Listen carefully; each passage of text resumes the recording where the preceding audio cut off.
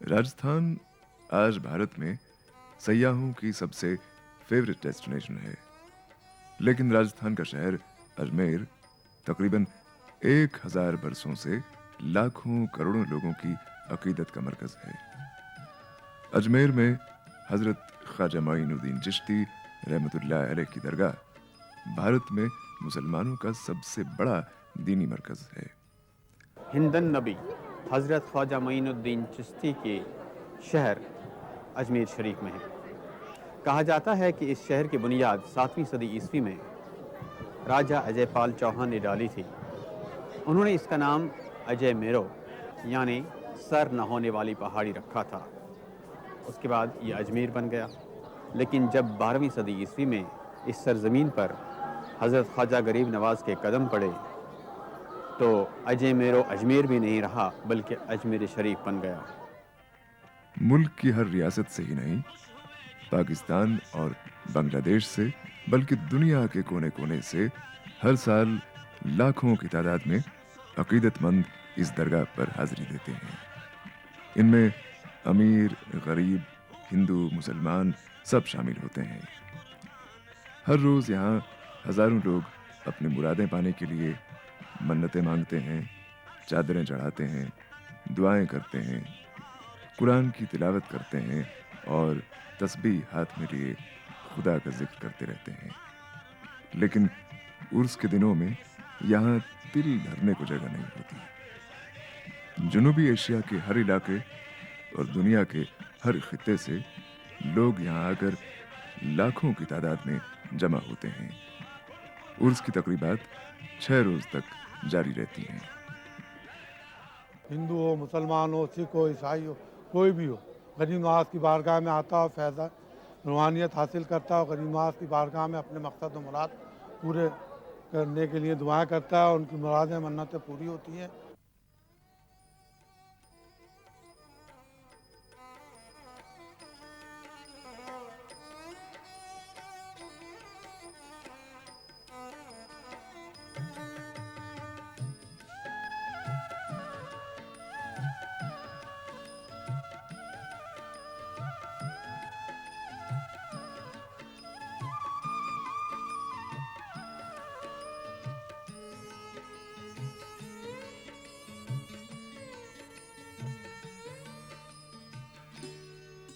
यूं तो इस बहुत बड़ी दरगाह का इहाता बहुत छोटा लगता है, लेकिन इस छोटे से इहाते के हर एक कोने में एक एक दुनिया सरगर्म नजर आती है।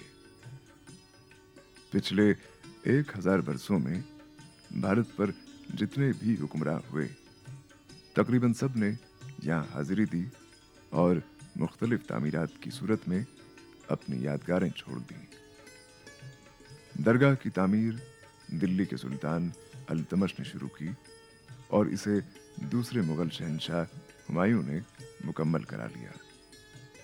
अकबर आजम ने पहली बार इस दरगाह में चित्तौड़ का किला फतह करने के बाद हाजिरी दी और शुक्राना अदा किया।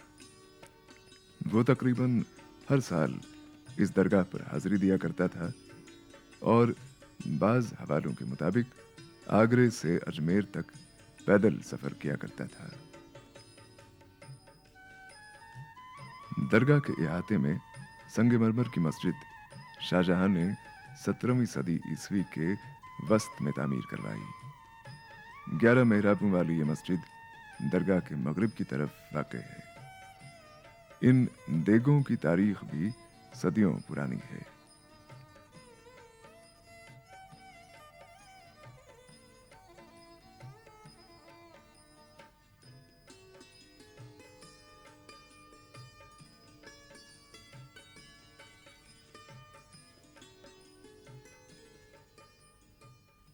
ये आप जो देख रहे हैं पीछे, देग कला कहलाती है।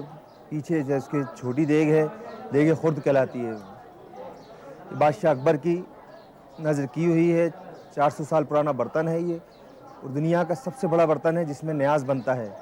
इसमें मीठा चावल 120 मन जिसकी क्वांटिटी होती है बनाया जाता है। ड्राई फ्रूट्स, घी, शक्कर, चावल डाल के जर्दे की शक्ल में बनाया जाता है और तकसीम किया जाता है ज़ायरीन ख्वाजा और गुरबा में। इसका कोई वक्त मुकर्रर या मुअय्यन नहीं है। जब ज़ायरीन की मुराद पूरी होती है वो आके नज़र करते हैं ख्वाजा के नाम से। दरगाह के करीब बाजार और गलियां तो आम दिनों में भी जायरीन से खचाखच भरी रहती हैं, लेकिन उर्स और दूसरे त्योहारों के मौके पर भीड़ इतनी बढ़ जाती है कि चलना फिरना मुश्किल होता है। मुहर्रम के दिन है और करबला के शहीदों की याद में ये बच्चे ताज़िए के जुलूस की तैयारी कर रहे हैं। अकीदत और जोश व जज्बे का ये वालेहाना इजहार यकीनन दिल को छू जाता है। दरगाह से थोड़ी दूरी पर शिमाल मगरिब की जानिब 2.5 दिन का झोंपड़ा है। यहां तक पहुंचने के लिए तंग गलियों से गुजरना पड़ता है। आज ताजिए का जुलूस इसी जगह से शुरू होकर दरगाह तक ले जाया जा रहा है, इसलिए लोग बड़ी तादाद में यहां पहुंच रहे हैं। 2.5 दिन की मस्जिद से बड़ी दिलचस्प कहानी वाबस्ता है। 2.5 दिन का झोंपड़ा एक मस्जिद है। इसके बारे में मुस्तनद तारीखी हवाले तो नहीं मिलते, लेकिन तारीख की कुछ किताबों में यह जिक्र है कि इसे कुतुबुद्दीन ऐबक ने बनवाया है। आम लोग कहते हैं कि ये मोहम्मद गौरी ने बनवाया था और उसने हुक्म दिया था कि जुमे की नमाज अदा करने के लिए 2.5 दिन के अंदर उनके लिए एक मस्जिद बना दी जाए। 2.5 दिन का झोंपड़ा उसी हुक्म का नतीजा है। कहते हैं कि अजमेर की तारीख 1400 साल पुरानी है। इसकी बुनियाद महाराजा अजय पाल चौहान ने 7वीं सदी ईस्वी में डाली और इसका नाम अजय मेरू यानी अजीत पर्वत या नाकाबिले तस्खीर पहाड़ रखा। अजमेर का तारागढ़ किला उसी ने बनाया है और ये भारत में पहाड़ी पर बनाया जाने वाला पहला किला था। 1192 में मोहम्मद गौरी के हाथ राजा पृथ्वीराज चौहान की हार तक यानी 500 साल से ज्यादा अरसे तक अजमेर पर चौहान राजों की हुकूमत रही।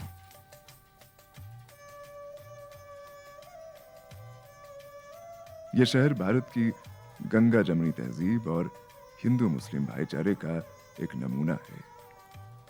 यहाँ की दरगाह पर शहनशाह हाजिरी देते रहे और यहीं औरंगजेब और उसके बड़े भाई दारा शिकोह के बीच मुगल सल्तनत के लिए जंग भी लड़ी गई।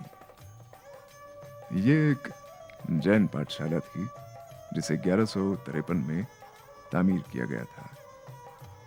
1192 में मोहम्मद गौरी ने जब अजमेर पर कब्जा किया तो उसकी फौज ने इमारत को काफी नुकसान पहुंचाया, लेकिन 1210 ईस्वी में जब दिल्ली के सुल्तान कुतुबुद्दीन ऐबक ने जुमे की नमाज के लिए अजमेर में एक मस्जिद बनाने का हुक्म दिया तो सिर्फ 2.5 दिन के अंदर इस पाठशाला की मरम्मत करके और इसकी मशरकी दीवार के साथ 7 मेहराबें खड़ी करके इसे जुमे की नमाज के लिए तैयार किया गया।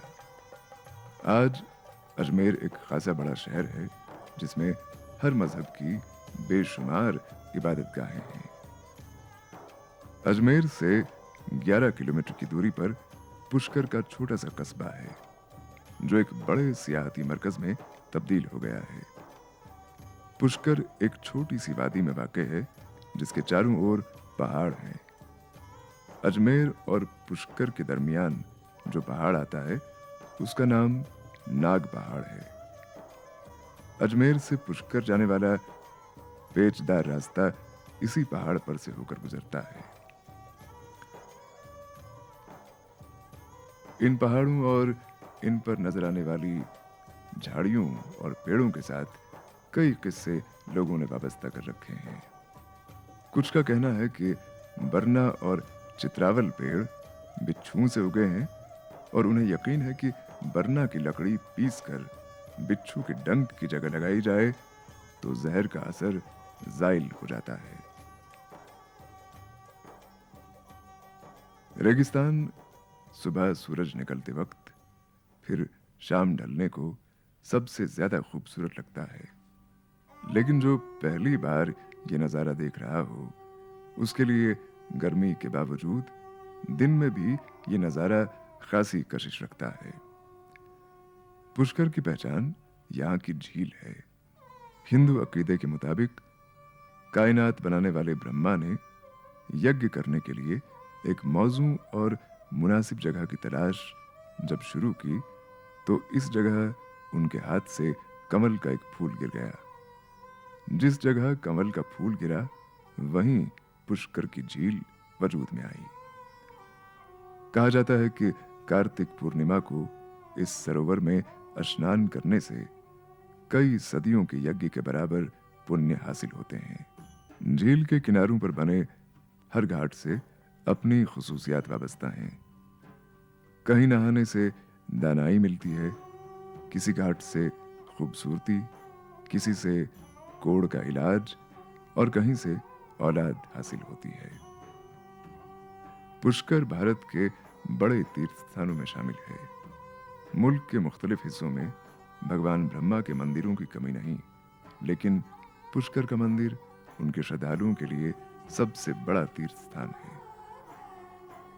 पुष्कर झील के किनारों पर बने 52 घाटों और मंदिरों में भी सबसे ज्यादा अहमियत ब्रह्मा जी के मंदिर को हासिल है। पुष्कर गैर मुल्की सैलानियों से भी भरा रहता है और बाज ने तो इसे अपना दूसरा घर बना लिया है। ऐसे गैर मुल्की सयाहों की तादाद सैकड़ों में है जो हर साल सर्दियां पुष्कर में गुजारते हैं। सियाहत ने राजस्थान का मिजाज बदल दिया है और इसकी सकाफत और रिवायत भी मुतासिर हुए बिना नहीं रह सकती थी। जो बंजारे गांव-गांव घूमकर लोगों को अपने गीत संगीत से खुश करते और बदले में कुछ अनाज पाते थे, वो अब सयाहों को लुभाने में ज्यादा दिलचस्पी रखते हैं।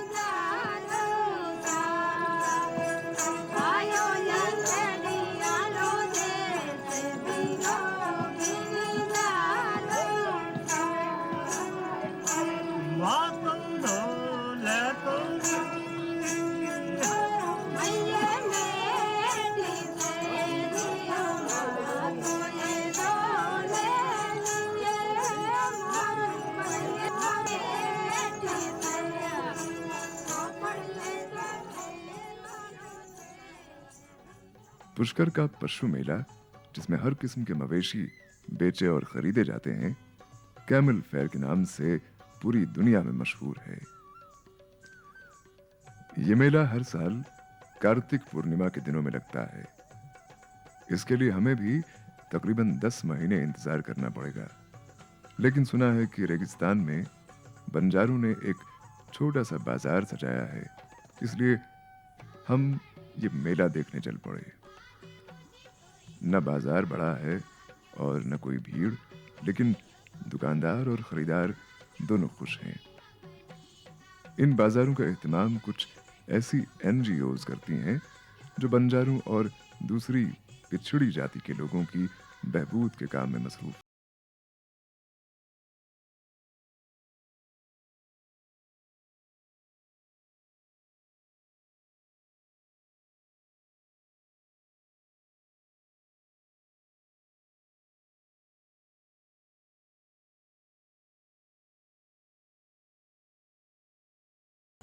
ज्यादा वक्त नहीं गुजरा कि लोग कमर से तलवार और खंजर लटकाए घूमते नजर आते थे। लेकिन आज ये खंजर और तलवारें ड्राइंग रूम्स की दीवारों से या फिर इन दुकानों से लटकती नजर आती हैं। तलवारें तैयार करने वाले कारीगर भी अक्सर पुश्त दर पुश्त यही काम करते आए हैं। तलवार आजकल सिर्फ आराइश का सामान बन के रह गई है और तलवारें बनाकर गुजारा करने वाले कारीगर सड़कों और फुटपाथों पर बंजारों की जिंदगी गुजार रहे हैं। ये क्या, ये कैसी तलवार बनी, इसमें तो कोई धार ही नहीं है। बिगर धार का है, ये शादी ब्याह में काम आता है। शादी ब्याह में शो किस लिए? पीस है। शो पीस सिर्फ है। तो शो पीस का मतलब क्या है? शादी ब्याह में जाते हैं बारात में लोग तो अपने साथ ले जाते हैं, लटकती रहनी चाहिए दूल्हे के कमर से, हाँ? और बाराती भी रखते हैं। बाराती भी रखते हैं। राजस्थान में आप जहां से गुजरें, भेड़ बकरियों के रेवड़ मिलेंगे। राजस्थान गोश्त पैदा करने वाली बड़ी रियासतों में शामिल है और शिमाली भारत की बेशतर रियासतों को भेड़ बकरियां यहीं से सप्लाई होती हैं। राजस्थान के जंगलों में ही नहीं, देहातों में भी मोर बहुत बड़ी तादाद में दिखाई पड़ते हैं। भारत का ये कौमी परिंदा बेरंग रेगिस्तान को रंगी बना देता है। अजमेर से जयपुर जाते हुए किशनगढ़ का कस्बा आता है। किशनगढ़ कला का खजाना है।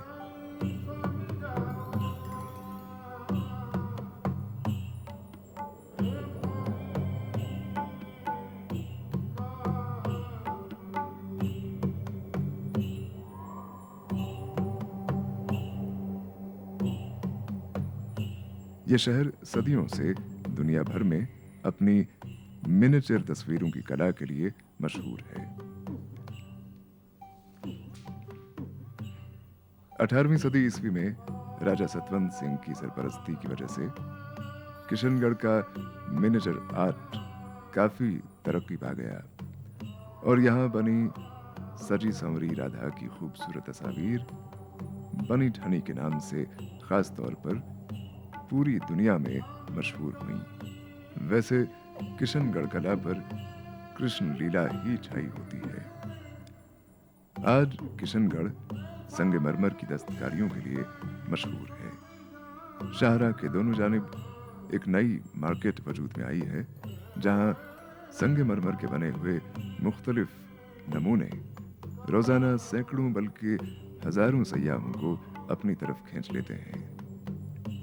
इनमें देवी देवताओं की मूर्तियां, टेबल लैम्प, एश ट्रे, पैग टेबल, कलमदान, फूलदान और सैकड़ों दूसरे फनपारे किशनगढ़ के कारीगरों के लिए दाद हासिल कर लेते हैं।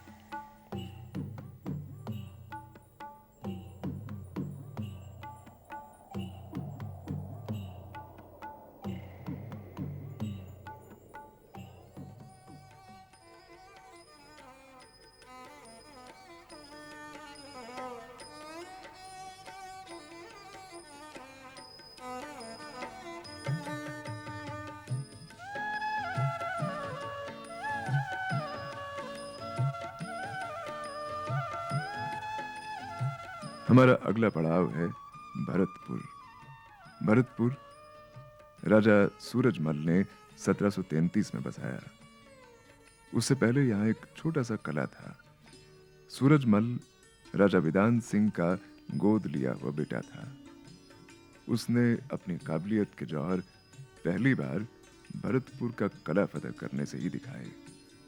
यहाँ के हाकिम खेमकरण को कत्ल करके सूरजमल ने भरतपुर कले पर कब्जा कर लिया और एक नए शहर की बुनियाद रखी। सूरजमल बाद में राजपूताना का ऐसा ताकतवर और नामवर राजा साबित हुआ जो खुद राजपूत न था। उसने कई लड़ाइयां लड़ी, कई जंगें जीती और बेशुमार कामयाबियां हासिल की।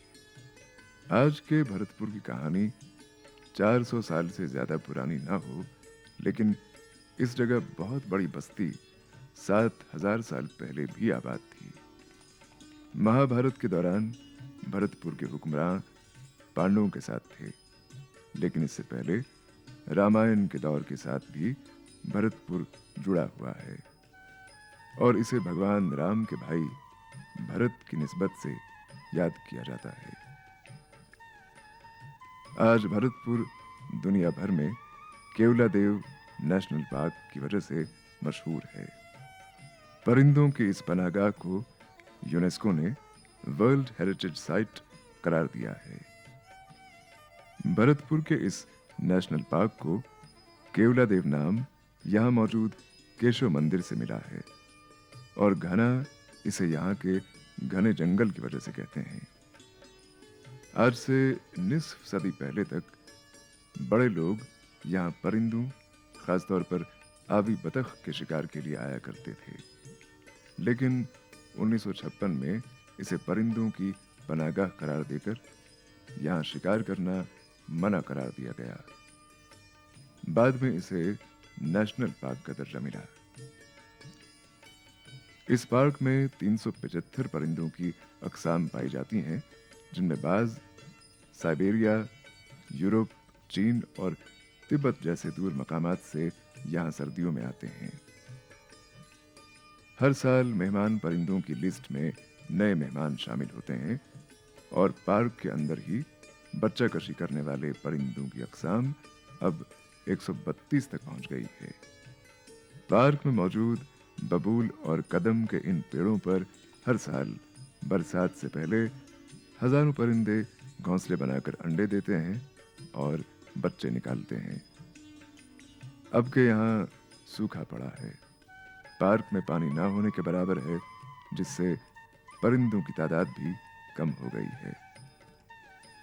आमतौर पर पार्क का 11 मुरब्बा किलोमीटर रकबा यानी लगभग ये सारा इलाका पानी से भरा रहता है और सिर्फ पेड़ पानी से ऊपर दिखाई देते हैं। लेकिन सूखे की वजह से हालात बदल गए हैं। जहां परिंदे एक एक पेड़ पर 50-60 घोंसले बनाया करते थे, वहां इस साल ये तादाद बहुत कम है। पार्क में नीलगाय, हिरन, सांबर और कई दूसरे जानवर भी देखे जा सकते हैं, लेकिन बुनियादी तौर पर यह परिंदों की पनाहगाह है। पार्क के मरकज में तालाब के नजदीक उन खास लोगों के नाम यादगारी पत्थरों में लिखे हैं जिन्होंने इस पार्क का दौरा किया है। असल में ये उन दिनों की बात है जब ये एक शिकारगाह थी और ये लोग शिकार खेलने के लिए यहाँ आया करते थे। आजकल हर साल दुनिया भर से हजारों लोग परिंदों को देखने के लिए यहाँ आते हैं। पार्क में गाड़ियों की आमद-रफ्त की इजाजत नहीं। साइकिल रिक्शा ही वाहिद सवारी है और अक्सर साइकिल रिक्शा ड्राइवर परिंदों के बारे में खासी मालूमात रखते हैं और अच्छे गाइड साबित होते हैं।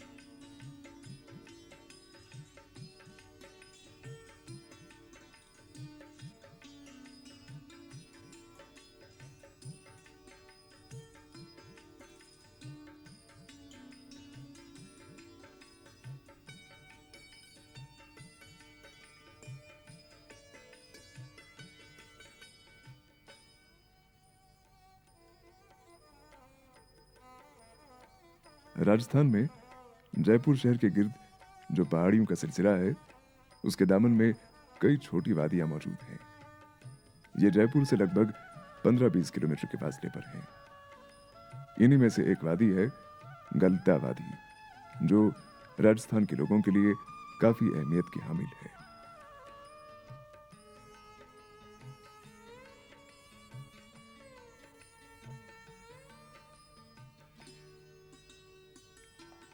सोलहवीं सदी में यहाँ एक तेज बहाव वाले झरने से 2 कुंड बने, इतने खूबसूरत कि गालव ऋषि ने भी यहाँ आकर ध्यान लगाने का फैसला किया। उन्हीं के तुफैल इस जगह को एक तीर्थ का दर्जा मिला है। झरने का पानी आता कहाँ से है, ये आज तक राज ही है। झरना साल भर अपनी पूरी आबोताब के साथ बस बहता रहता है। गालव ऋषि के नाम पर ही इसका नाम गलता पड़ा है।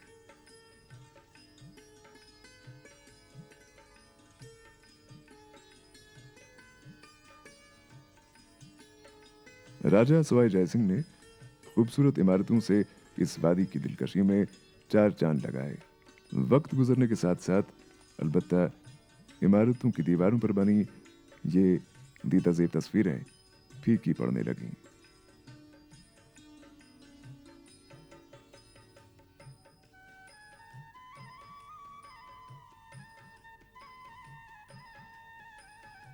हाल ही में राजस्थान सरकार ने इन इमारतों की खूबसूरती को बहाल करने का एक बाज़ाबिता प्लान तैयार किया है। यहाँ के पुरस्कून माहौल में आकर ऐसा लगता है जैसे हम किसी ऐसे तसव्वुर में खोए हैं जिससे निकलने का बिल्कुल मन ना करे।